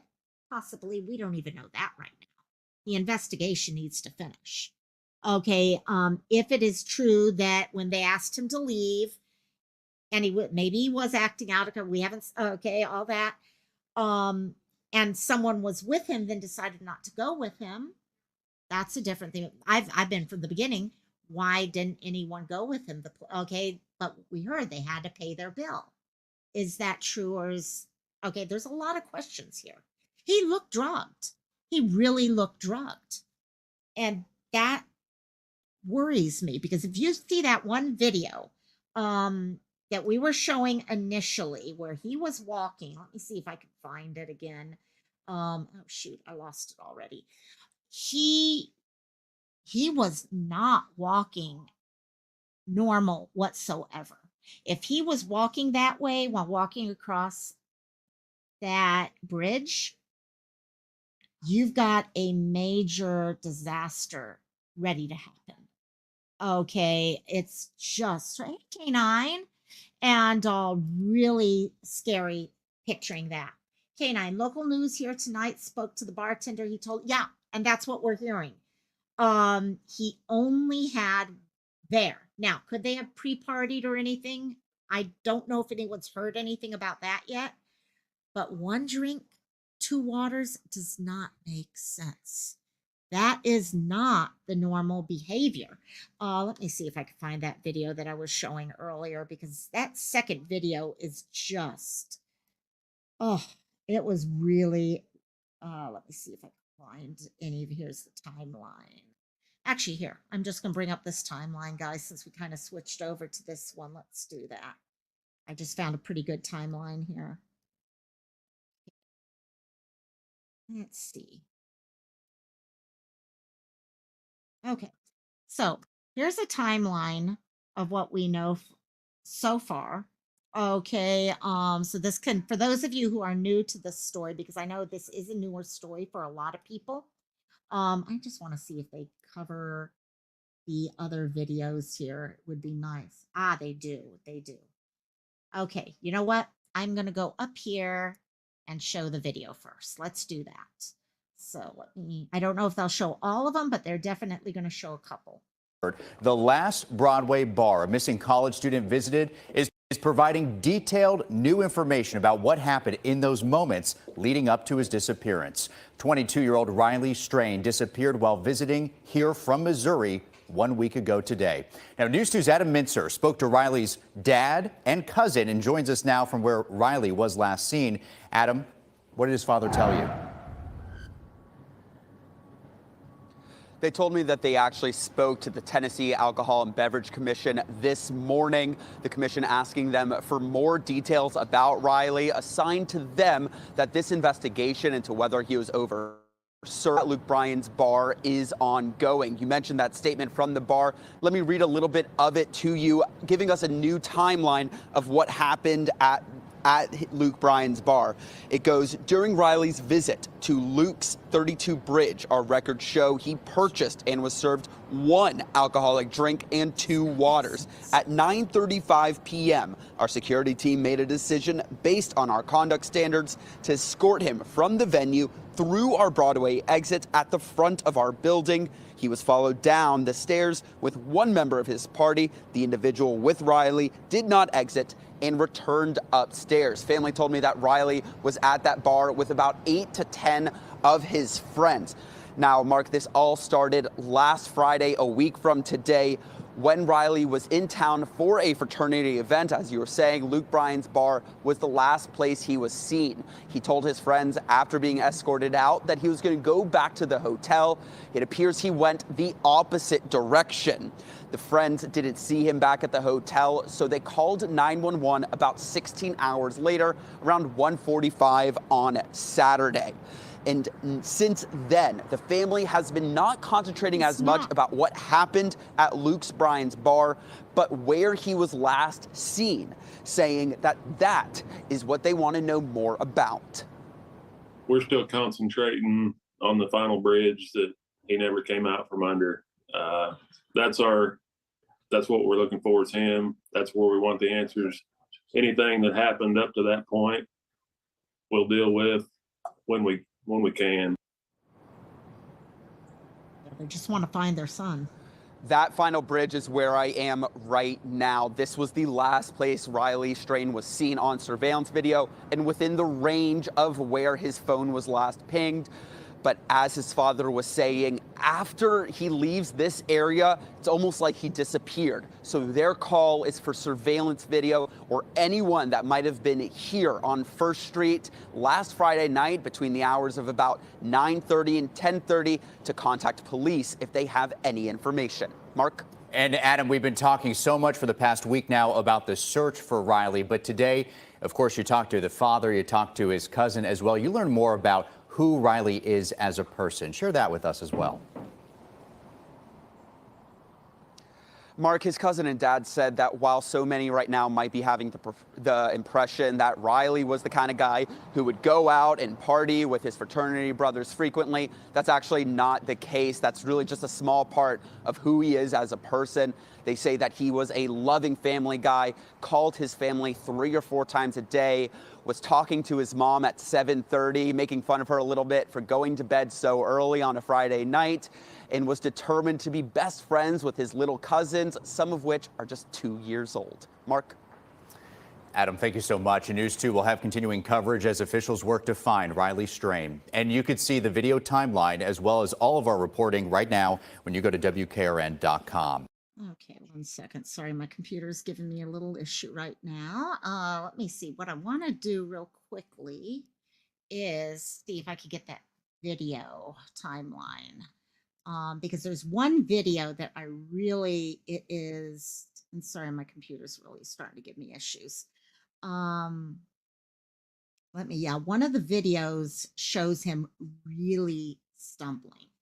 I mean, it's a level of walking that makes no sense whatsoever with just one drink. I'm like, no, it doesn't make any sense at all. So let me see if I could find this. It popped up earlier, but now, of course, it doesn't pop up. Okay, here we go. Okay, so this is, okay, here we've got the video by time. So this would be, I'm going to go through at least these last, and look, oh, they only got 2 here. So it's only 2 apart. They don't have the third one. Huh, they don't have the third one. Let me see if I can find the third one, because that one was really, hey, Strong Minds, how you doing, my dear? So Amy is saying that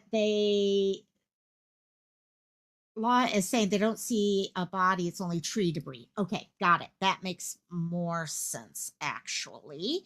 Yeah, I was trying to check real quickly to see what I could find out. I think it was WSMV that I saw it on.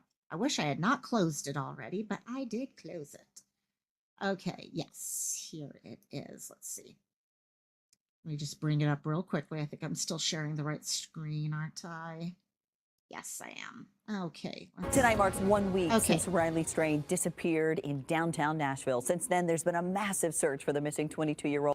So I'm going to turn this off while we listen, look at it, because it's pretty much the same all the time. However, in here somewhere, they go through the video. And, okay, so there's one of the ones that we know. Okay. And then, oh, come on, where's the one that I saw? Wish I could remember where I saw, here it is. This is it. Okay.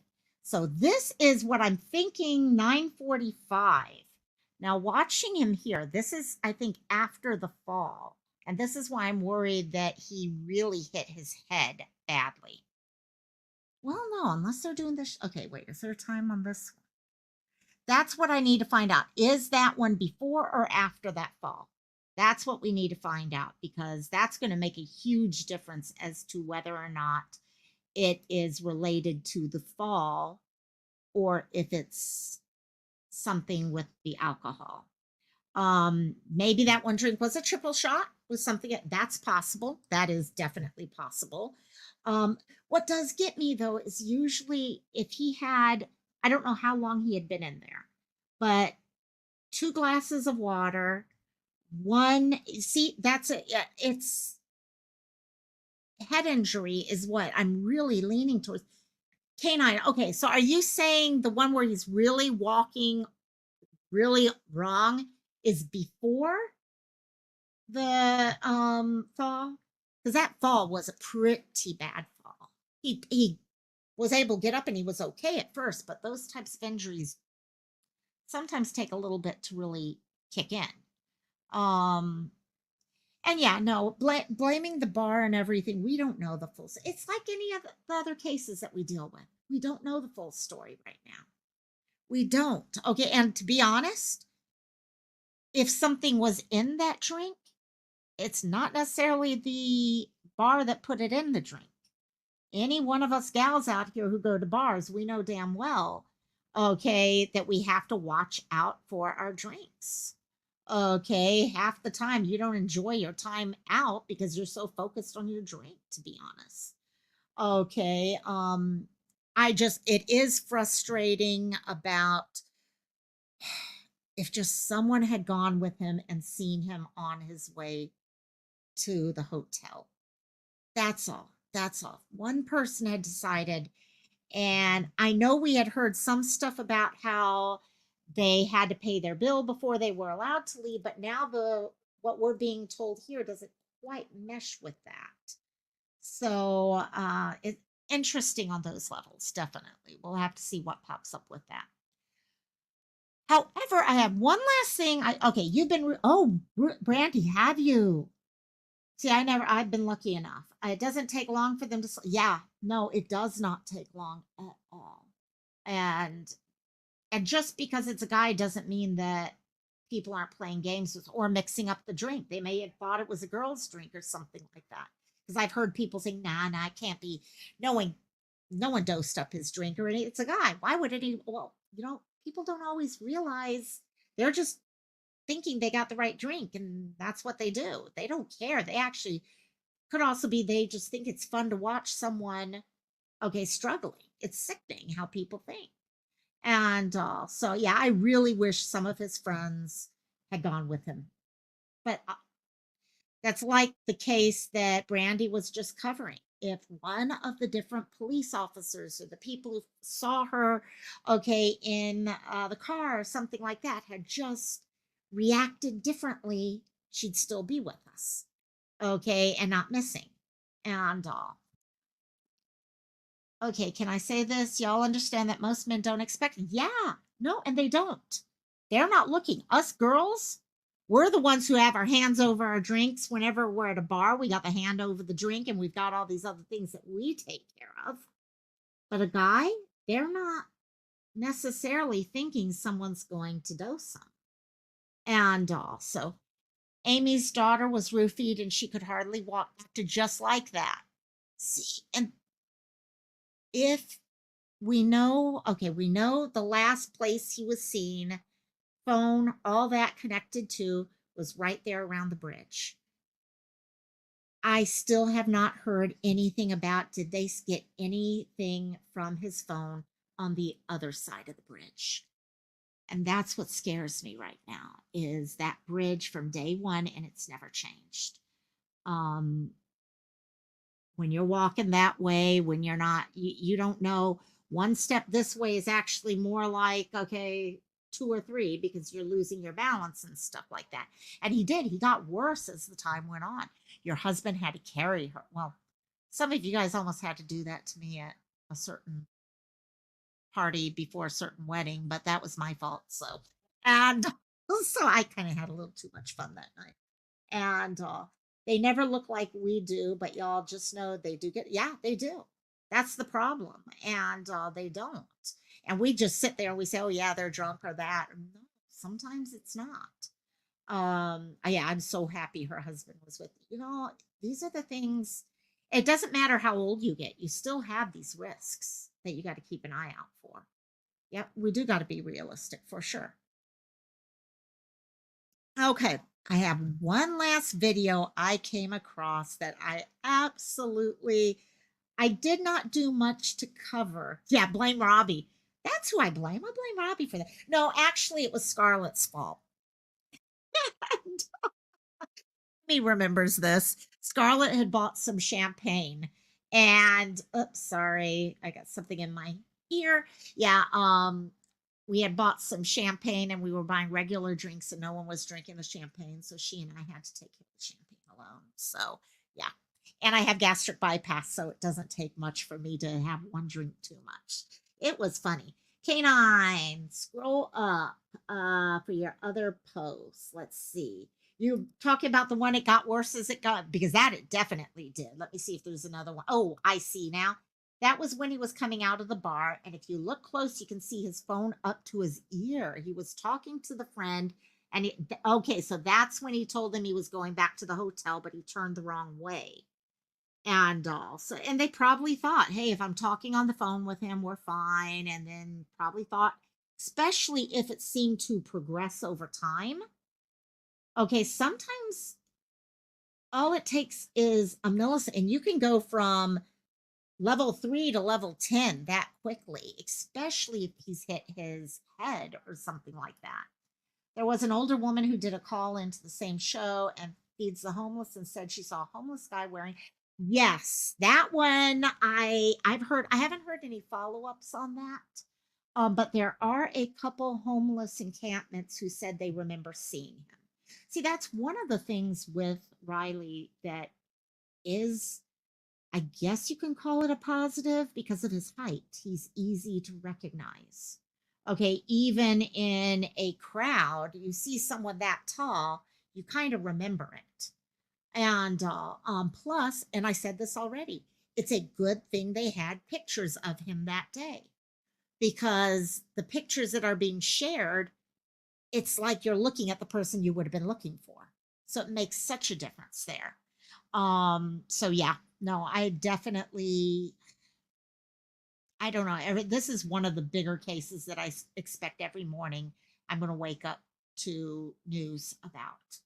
I wish we get news on like Sebastian and stuff like that. And oh, by the way, yeah, Amy, Amy brought up some stuff about Sebastian earlier. Um, where was your comment about the switch? Well, anyhow, just talking with the switch. He did play, okay. Sebastian did go on the internet. I've said from the beginning, I truly, and sorry, I'm kind of segueing over to Sebastian again. I think he played on computers more than we initially thought. Initially, it was like, oh, no, he doesn't play. We have everything down and all that. And they did, but it looks like family tried to be safe about it. I know his dad says, yeah, he would play on his computer, his games and all, but he'd be sitting right next to him when he did it so he can watch and make sure he wasn't talking to people and all that. Now, the thing is this, when someone, especially someone who's on the spectrum, they're very good at watching what you do to get around systems. Who's to say he did not figure a way around, okay, and how to get back into the system on his Switch or whatever it was? Switches can go online. You can play, Minecraft without going online, but you can also go online and talk to people. Now, what is good, and Amy, we kind of went over this earlier. TBI put out a release, and in this release, they did say they have gone through all of his equipment. And they went through his Switch, they went through all the telephones, they went through all that. So I'm thinking they kind of have a hand on all the technology side. I'm still lost when it comes to him. I have no idea what's going on with. I have no inkling what happens, Sebastian, at all. In fact, I was just checking this right now just to let you guys know. We've got double the votes that we had earlier. Do you have an assumption on what happened to Sebastian, which you believe strongly in? 5% believe he ran away. 18%, actually, I'm going to close it now. 18% believe he was lured by a stranger. Let's see, give it a second. It just shut down. When I shut it down, I lost it, and it'll take a second for all this to come back, won't it now?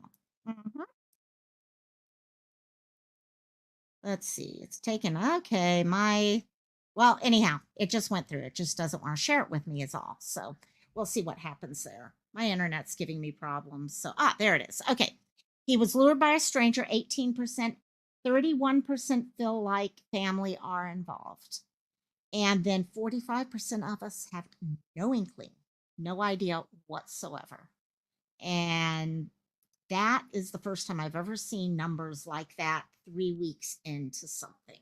So we'll have to see what pops up over the next couple days. But what I did want to share with you guys before we finish, we've been talking over and over how it's been so hard recently to deal with all of these cases where things have ended badly, or we have this gut feeling they're going to end badly. There was an Amber Alert recently, and I did not cover the Amber Alert. However, they found the little guy from El Paso And I wanted to play this video because I came across this, and you can see where SWAT, and this also to show you guys, we talk all the time that just because mom or dad takes a child does not mean they're necessarily safe. Okay, there was a SWAT situation in this, okay, with this one little guy. And and luckily he was safe, but things could turn very quickly. IA.com. We also So, live streamed the let's news. see, First here brought we to you go. at the top of this newscast. El Paso police have arrested the father accused of triggering an Amber Alert after allegedly kidnapping his 2-year-old son. Both were not hurt. Police were also not injured during this standoff. Now, police say the father, Miguel Angel Montoya, kidnapped his 2-year-old son, Kenji Adonis Montoya. The department says this all started when officers were called out about a domestic violence incident last night. The father is accused of brandishing a weapon and then driving away with the child. Police say the Studio 6 motel on Lomaland Drive near I-10 is where everything unfolded. And we want to go back to Tony Gutierrez, joining us now live with this update. Tony. Stephanie, it is right. Kenji Adonis Montoya, the 2-year-old from today's Amber Alert, has been recovered and is safe following a successful SWAT situation. Now let's take a look at the moment our crews were able to capture Adonis and the suspect coming out of the room they found themselves in. Now police told us that they received a call at 12:52 Studio 6 in East El Paso, where it was received a call that a possible suspect could be here. Now, upon investigating, they did notice that it was possible for this to be the Amber Alert. Now, El Paso police wanted to thank the media and their cooperation for not impounding the public regarding the SWAT situation, as they say this was a sensitive situation where they did not want the suspect to react in a way where the suspect could hurt the kid. Now, we were able to speak to Adonis's mom today, as she was here following the SWAT situation. This is what she had to say. I was very nervous. I wasn't even sure if he was okay, what his status was, but I mean, I had to hold it together, like to find him, you know, and to keep in touch with the cops and let them know everything, all the information that I could. Now, these were very emotional moments for the family, who told us they will fill him with hugs and not ever let him go. For now, reporting from East El Paso, I'm Tony Gutierrez, ABC 7. Amazing to see mom and child. So I wanted to share that with you. Amy, I will go back and answer that because that was something that came out of the discussion. They did not confirm, but just so you guys know, yeah, with that Amber Alert, we talk all the time about kids. And could you see being that mom, having to stand out there, not knowing if you're going to start hearing shots or things like that. Just nuts. But let me real quickly to answer Amy's question, flashlights. What she's talking about, for those of you who might not know, I think most of you guys know, but some video was released of outside of Sebastian's house the night he went missing. And it was around 3:30 in the morning, and you could see what we were told were 2 flashlights. And you could see, okay, them kind of, it was like they were meeting up, and then there was talk about one walking away and all that. Now, what did happen, and let me see if I could find this again really, really quickly, TBI. Okay. There was, on the TBI newsroom today, they did do an update about the case. And I'm going to bring that up again real quickly. That way you can actually see and not just listen to what I'm saying, but actually see the proof of it. Because facts matter, guys. Facts truly do matter. So this is here, and I'm going to share with you guys the link to this. And sorry, my computer's still being slow. This is in chat, the link if you want to read the whole thing over again, or you can just go back to the beginning of tonight. But they did get into a Q&A down here where they did talk about technology and all. And the most important part that popped up was they were talking about the video systems right here. We do caution that some surveillance video being shared in the public may have been misinterpreted or misidentified or not shown in its entirety. It has been determined that it does not hold any evidentiary significance to the investigation. Now, that's all they mention right there about it Okay. And you can kind of, do they specifically mean this or not? That's up to you, whether you want to, okay, think that it's related or not. A lot of us were trying to figure out, why were they releasing this information? Why were they cool with this being shared? Was it a way to say, hey, we're on your tail, okay, or something like that? Or could it just be that it really didn't have much of anything for us and they don't want to come out and say that, but they're trying to figure it out? Okay. Canine, it's crazy. There aren't many. I've lived in a couple on the north shore of this island. There's like no, oh, it's gorgeous at night. You can see stars galore. But yeah, I know. Not often, not often. Now, tied in with that though, Amy, one of the things I was reading earlier is I got some comments. Christopher Proudfoot, who is stepdad, Sebastian's stepdad, is in one of the Facebook groups. Is that a good idea or not? We discussed that. Personally, I don't think that's always the best idea. Emotions are too high. People are all over the place. I mean, not necessarily the best stuff. But what he did do was he answered a couple questions. You can go back and hear some of the different answers that I did read. However, specific to this, he did address, someone asked, can we start with the release surveillance? Is the camera from the house behind you or to the side of you by your driveway, or even across the street from you at an angle? His response was, the video that Nick says is exclusive. One, that camera is located off of Kellyanne or however we're pronouncing it, Drive, the street behind my house. And so let's see if I still have that. I may not have, nope, I do not have my Google Earth still, but oh, I do have Google Earth still. So let me just show you where that is, because it does make a difference. Just real quickly, unless it's gone black, which it has gone black. Okay, my computer is about at the end. I need a new desktop, put it that way. But if you go in, it's literally right behind them. You can see Kellen Street. It's on that house right behind. Now, what's interesting with this is he's saying the video has been vetted by TBI. By the way, one of the things mentioned by TBI is they not only have FBI and all looked at all this stuff, they have involved the Secret Service, which was one thing I've never heard mentioned in missing person cases.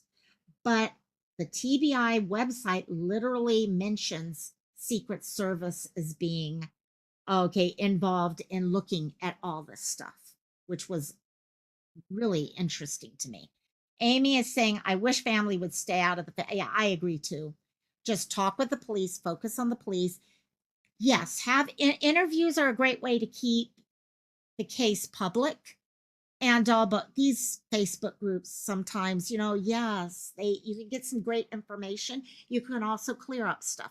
But there's also many people who are very, very, no. I know what happened, and they're not going to think outside of that box. Okay, and people are very cool.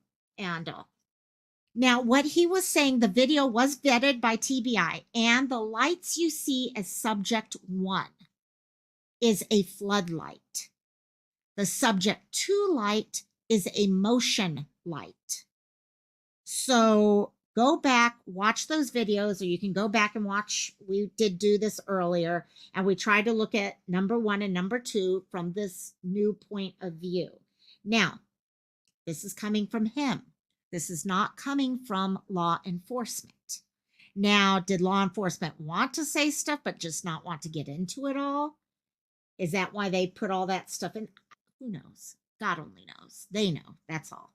But if Christopher is sharing information here, okay, video number 1 camera is actually a floodlight, and subject 2 is a motion light. And that's the reason why it kind of goes on and off. It's because it's turning on and off because of motion. So take that for whatever you want to take it from. But interesting nonetheless. So have one last thing I want to do, and I don't know, Cristola, if you're still in the house or not, but I did want to mention this real quickly. Not sure how many of you guys know Jenna. Jenna Flora is one of our community members, and she's having a really rough time right now. So please keep her in your thoughts. There's a lot of people in our community right now having a rough time. KK, I know you're having a rough time also. Canine's having a really rough time. A lot of people having rough times. So please keep them all in your thoughts and your prayers. And I know I'm doing that. Uh, God is good, God's powerful, and you know what? Because when He has your back, you don't need anyone else to have your back. He's enough. And also, love all you guys tons and tons. I am going to go get ready because I got a craft fair tomorrow that I'm not done. Yes, behavioral panel does think the parents are legit. I've kind of felt that from day one.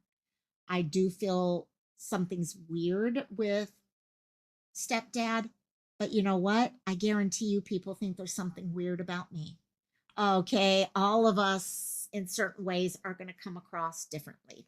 I love you, KK, and Canine. I know you guys, everyone's having a rough time, and it's hard when all that happens. But no, I love each of you. Okay, I'm thinking about all you guys, and everyone's sending you your prayers. So, Cassie, should we say goodnight? Oh my gosh, did you just make a mess? She's covering her scrambled eggs from lunch. Little troublemaker. Love each and every one of you. You want to say go? No, you want your eggs. Go get your eggs. Fine. You don't want me. Love each and every one of you, and I'll talk to you later.